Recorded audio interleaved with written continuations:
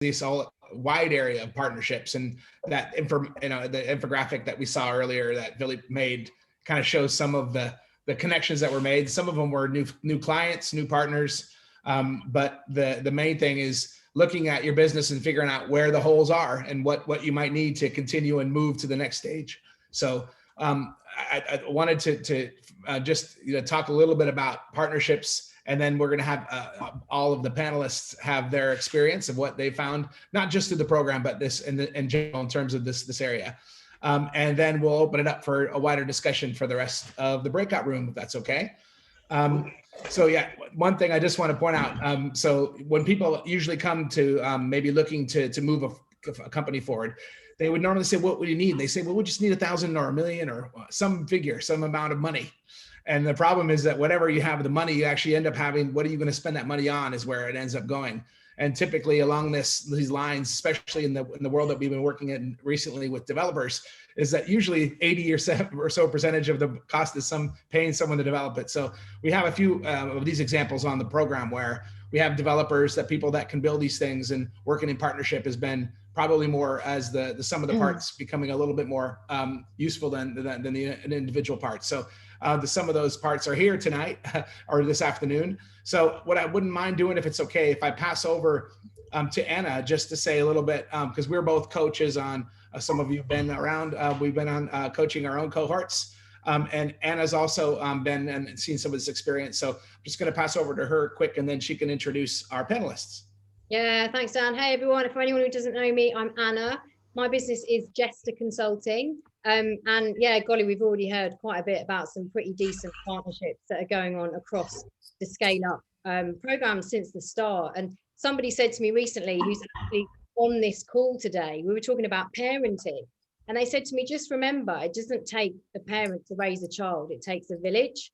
And actually, when I think about what it takes to raise and scale and grow a business, it doesn't just take an owner, it takes a village, it takes a community, it takes cheerleaders, fans, supporters, clients, the network. And I'm a massive believer in the people make the party. And the more we collaborate, the more we look outside of ourselves and our business to find people to work with, to inspire us, to generate new thinking and ideas, the more exciting it is. And ultimately, the more fun we have. And it's got to be all about that, right? So we are super excited because we've got 3 brilliant businesses to hear from today to get us going in talking about partnerships and the role that they've played in the Creative Scale Up program and beyond. So we've got Liz, we've got Luke, we've got Tom. Hello to you guys. Luke, let's come to you first. Tell us who you are, what your business is, and give us a little couple of minutes on what collaboration and partnerships has meant in terms of your experience of the Scale Up program and beyond.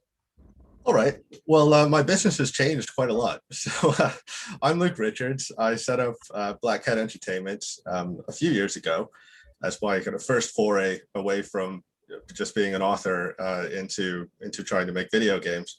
And since then, I've become Black Hat Entertainment, part of Utopian Game Labs, and together with the people from Utopian Game Labs Academy. So we're setting up well, we would say this, wouldn't we? But the gold standard for vocational education and mentorship into the video game sector. The goal is to find, train, and deploy talent into the sector and fill that massive employment gap where game studios constantly need to hire more people because they're constantly growing. And yet they find it really hard to find people with the right skills. Well, at the same time, you struggle to find a single person under the age of 35 who wouldn't rather be working in video games. And it's very hard for them to know where the doorway is into the sector and what skills they need. And it's very hard for them to get the credibility by working on live projects and so forth and getting those industry soft skills. So we're providing that service to both the community and the companies and the education sector, frankly, trying to create a finishing school to fill that gap and funnel their students from people just getting an education to people having a job. So. Brilliant. Thank you, Luke. That's awesome. We will dive back into that in a moment or two, but let's hear from the other couple of companies we've got. Tom, coming to you, talk to us about you, Shuttlefish, and what you've been up to. Hi, I'm Tom Threadgill, owner of Shuttlefish Creative. We were a 10-year-old company. When we started to scale up, I was in 10 minds about what to do. And one of those options was to buy the company outright myself. We're a creative design and marketing agency, web, digital marketing, branding, that kind of stuff. So it came along just at exactly the right time for me, especially what we know now about last year. And yeah, the collaboration, something that, although we've done a bit of, and partnerships with loads of people on screen I can see who I haven't seen for ages, it's amazing. It was more about how to do it rather than the actual partnerships, you know, because there's plenty of people who I already knew and who I've met since who weren't on the scale, who are from different geographical areas, some in different countries. And it was how to make it work, which I found fascinating. And as I said, probably half of you all know I've done something with. So yeah, that's where we are. And now I'm sole owner of the company. We're restructuring at the moment with the help of some of you guys on here. And yeah, it's looking like a rosy future. Thank God we survived last year. Yeah, super. I'm interested to come back to you, Tom, and hear a little bit about, now that you've done a bit of the how over the last 12, 18 months, what your secrets of success, your top tips for others. And before we do though, Liz, talk to us a little bit about who you are, your company, and your lens on partnership for us, please. Oh, hi everybody, I'm Liz Hoy, and my business is Truly Jewellery. We are online retailers of ladies' fashion jewellery, and I also supply a bespoke jewellery service to hotels and spas within the UK. The creative scale up couldn't have come at a better time for me, because I lost all my hotel revenue last year. So I had to take a pause and look at my business model moving forward. And the Scale Up programme really assisted with that, not only from individual mentoring, but also in the group sessions that I had. So yeah, it's just really aided me to look at new revenue streams, look at new partnerships. I was really isolated as a business, so I've made loads of connections and hopefully use suppliers for kind of creative areas of the business. So all in all, it's just been a godsend for my business, and just being on my own in business, you know, I've really needed this confidence boost to move forward. So that's it in a nutshell. I'm moving forward positively, and some new ideas have been generated from my individual mentoring. So yeah, really excellent. Brilliant. Thank you, Liz. And so that was just to give a little flavor of some of the stuff that's happened. And I think then another aspect of the partnerships that the program originally was going to have trade missions, as in we go somewhere in another country, but of course it didn't happen. So that we actually ended up being able to do something virtually, which, to be honest, probably will in the future at least allow you to decide whether you get on the plane in the first place and maybe where to. But then also when you do so, you have someone on the ground that can, you know what, maybe more to expect. And so one of those partners that is here on the call today, Troy DeFrank, who's works at Cascadia over in Seattle, and basically works between British Columbia and Seattle and Portland. So I just wanted to flag him up. He's the one with that big beard. It looks the Paul Bunyan look. The big logging community in that area. No, but he's been really helpful and actually connecting a lot of the dots across the different sectors. And we also have some programs that we're going to be doing as a legacy to this around cross innovation, in terms of looking at how creative industry technologies and techniques can be used in other sectors. And so those are the kinds of things that I know are coming on. But what I'd love to do now, is, if it's okay, is open it up to a question to the audience, or comments that you might want to make.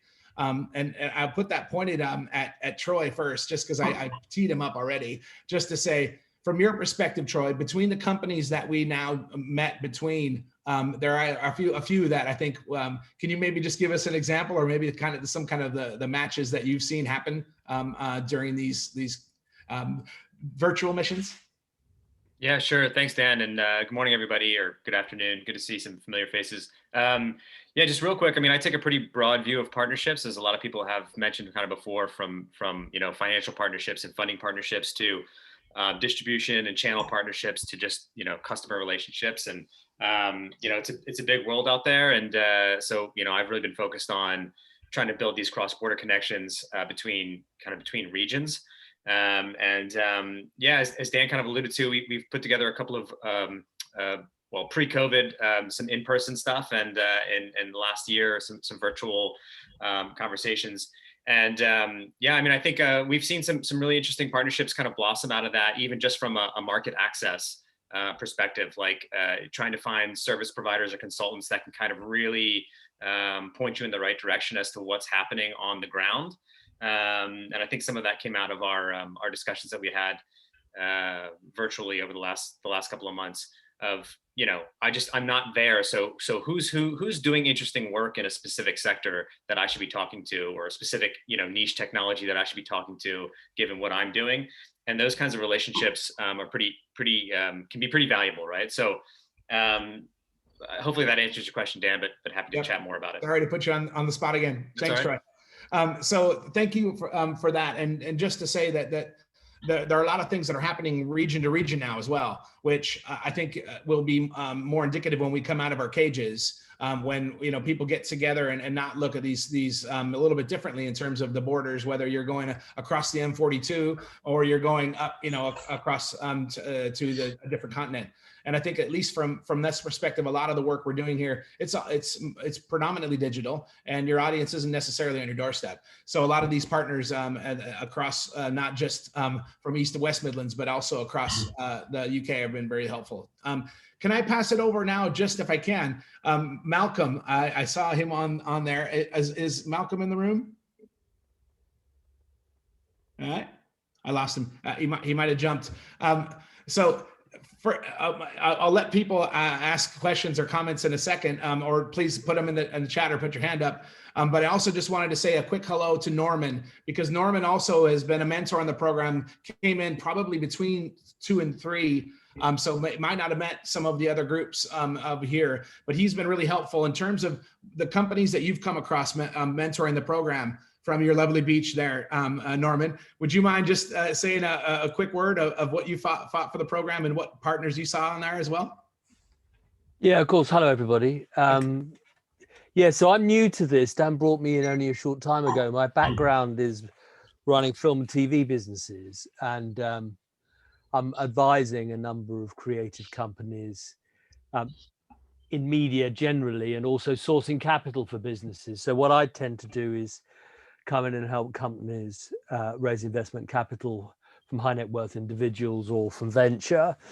But on this program, I've been talking to some people that Dan's introduced me to, that are filmmakers of one sort or another, generally, and an animation studio as well, that are at the cusp of breaking out into larger opportunities, but which, because it's quite a small pond in the Midlands, don't have the access to the large number of people that we're used to down here. I'm based in central London, so I'm able to help them move in the right direction, and hopefully to get them ready for fundraising later down the line.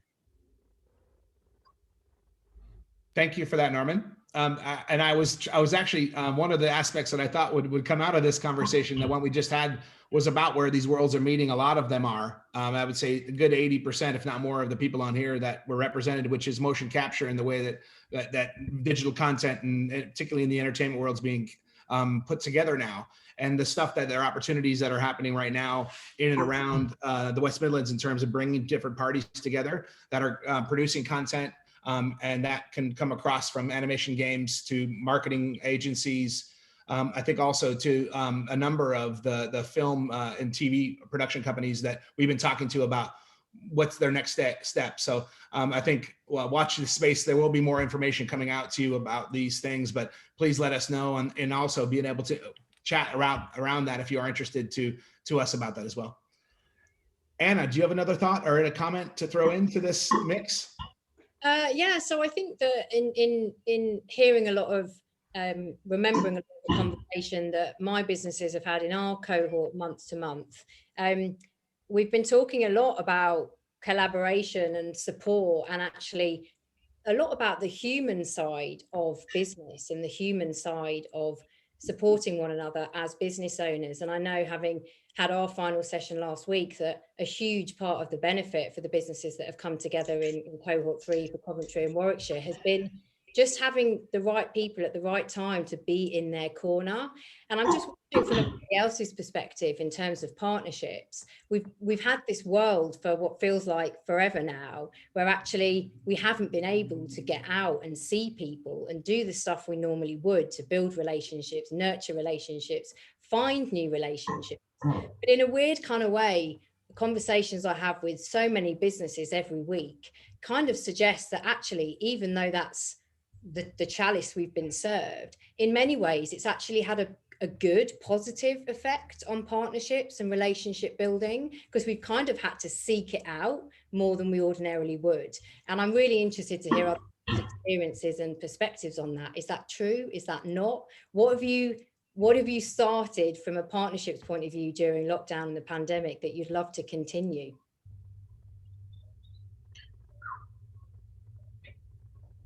Did you want me to go, Anna? Yeah, sorry, open question, but yeah, Liz, absolutely, chime in.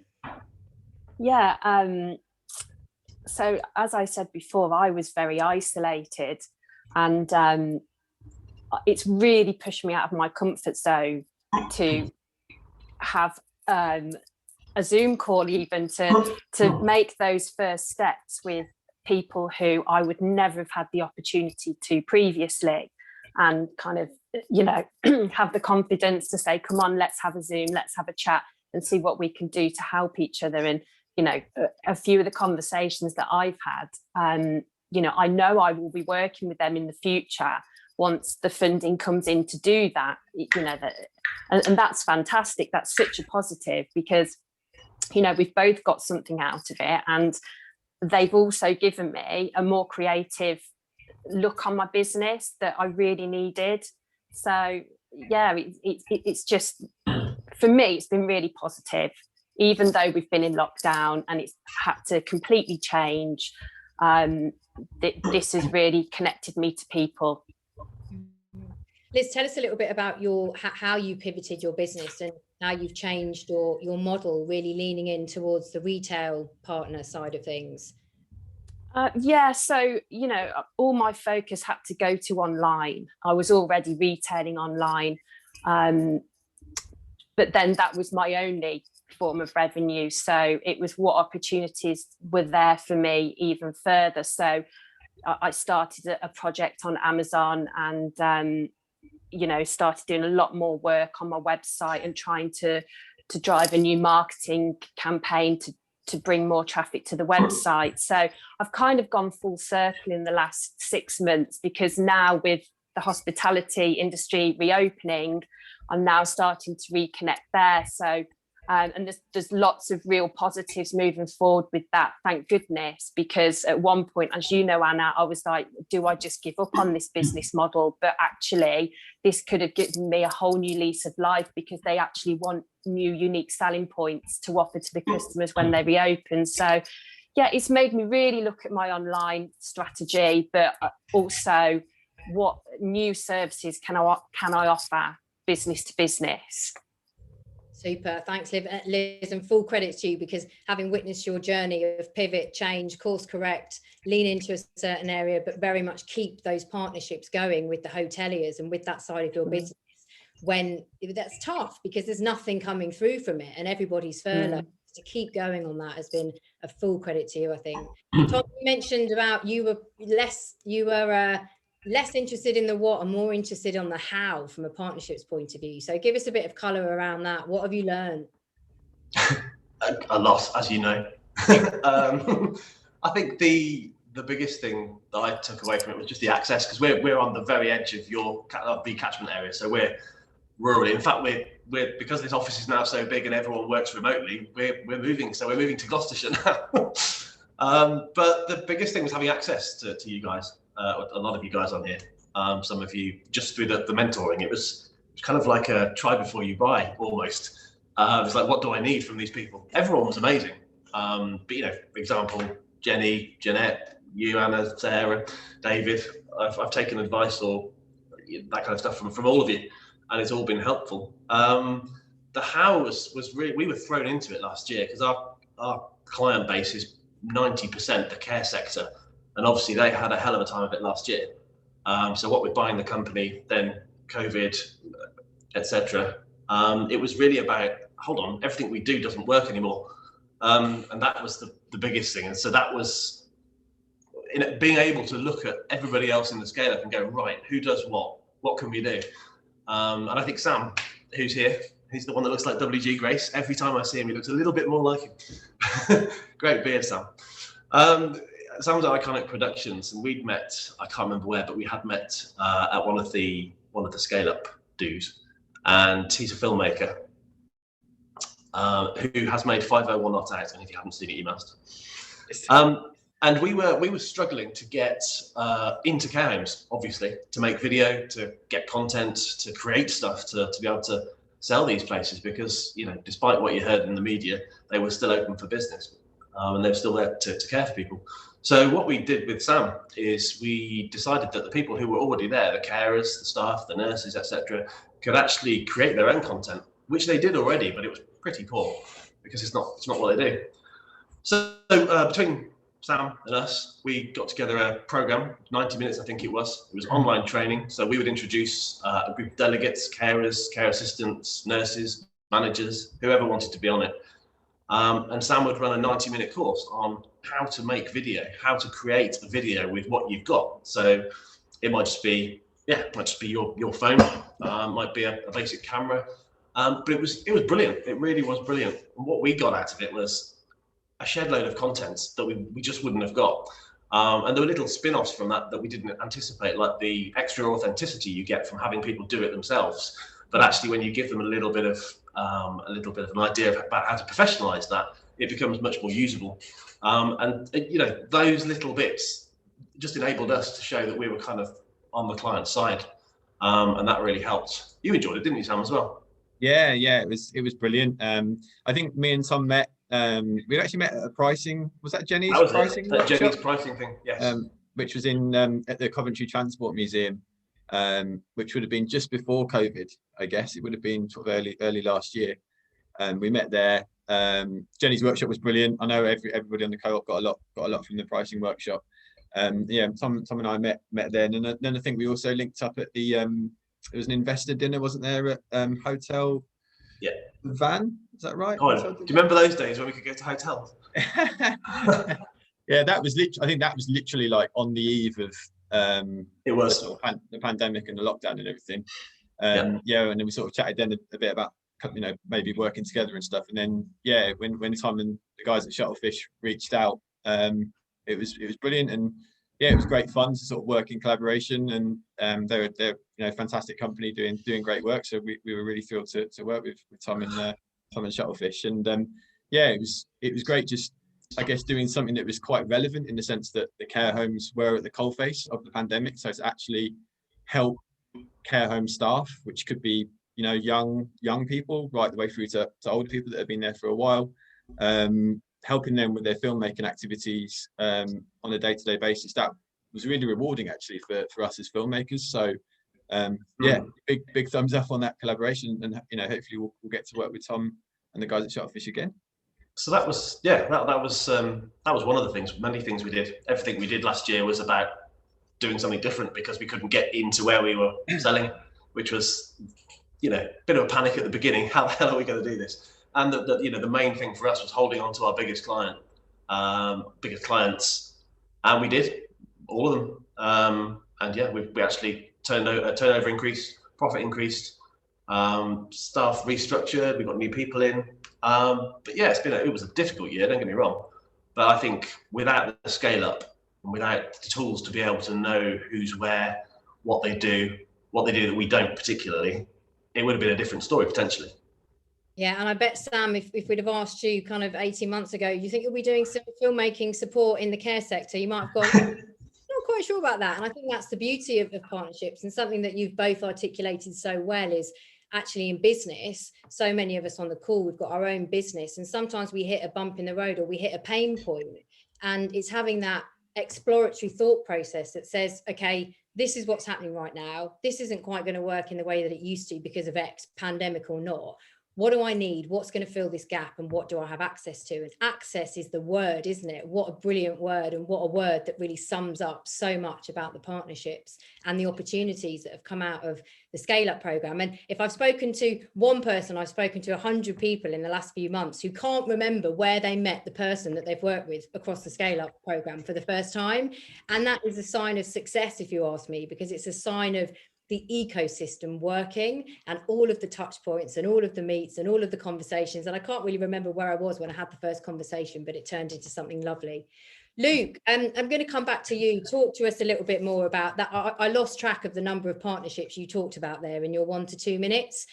So give us some top tips, if you will. What have you learned about partnerships? What have you learned as part of the Scale Up? And if there was 2 things that you could share with everybody on this Zoom session today to really think about and be intentional around, what would they be?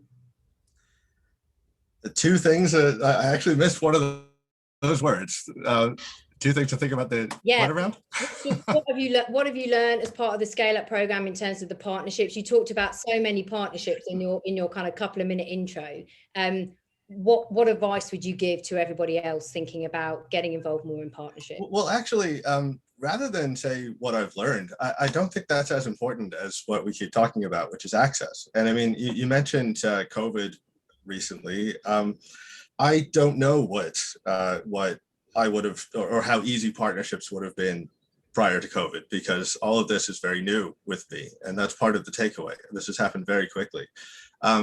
I did instantly see how I should react to COVID and lockdowns as a business, and I was not really in a position to do that in a particularly productively, at least for growth of the business, except for the people who I attach to thanks to the Scale Up. Every crisis creates a tremendous opportunity. I saw how to react to that opportunity, but I wasn't really in a position to do so. But then I instantly was, thanks to the partnership with Utopian Game Labs. So, I mean, I've learned a lot. I attended every single session. I missed a couple, the couple of weeks after my son was born, but I think I can be excused from that. You know, I met Tom. I think I met Sam, although he's almost unrecognizable. I don't remember a lumberjack being there, but you know, if there was a logging company present, I apologize. I don't remember what the company was named, Sam. But yeah. I think I was looking at his eyes like, oh, I think I saw that guy. I think I remember him. Yeah, we did meet. We met at that same workshop in Coventry. Yeah, I look the same. But yeah. I'm just waiting for the barbers to open. That's all it is. Yeah. I just bought something to do it myself. So that's how I've changed. I used to have at least slightly passively stylish hair. Now it's just short because hey, that's easy. But yeah. So. I mean, you touched on one of the big takeaways before as well, which is that it's about people as well as the partnerships. So I would say the squad for a successful venture needs to have more than one sort of personality trait that's useful to pitching and maintaining a venture. I'm not great on recorded Zoom calls, and I'm not great in publisher meetings. If Mike Pagan were in this one, he'd tell you, he'd say, stop waffling and stop getting personal and stop being personable and start acting professional. I'm not great at that. What I'm good at is creative ideas and strategic thinking. Well, guess what? I'm never going to talk to another publisher because I don't have to. You know, that's Anthony Charlton's job in Utopian Game Labs Academy. So the fact that I'm less than perfect at that, let's say, it doesn't matter. And I mean, just on the scale of making video games as well, that's a big one.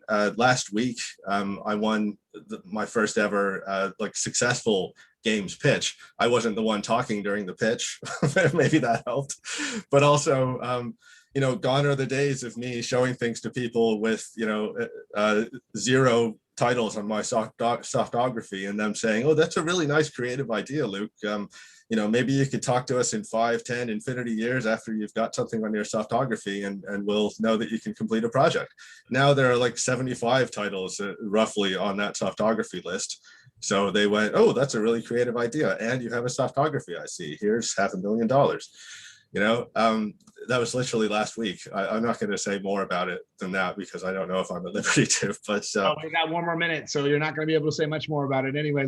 Okay, that's fine. I'll move on to the Utopian Game Labs Academy side then. The main thing there was I was already doing something that loads of other people were trying to do, and loads of institutions wanted someone to do, and I had no way of knowing that.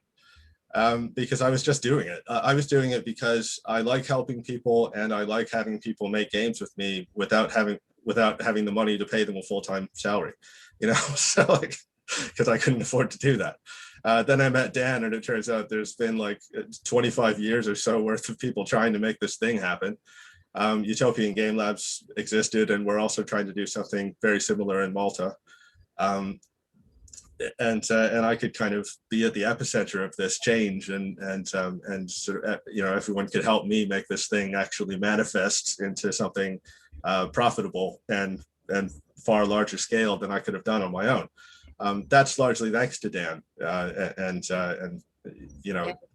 Luke, it's such a good point you make. We don't know what we don't know. And so you need the network, you need the conversations, you need the partnerships. Dan, I'm going to hand to you to close us in 11 seconds. Yes. Thank you everyone for your time. We're going to have another breakout later where if you send us a message in the chat, we can also connect here before we go away. But if we don't, enjoy.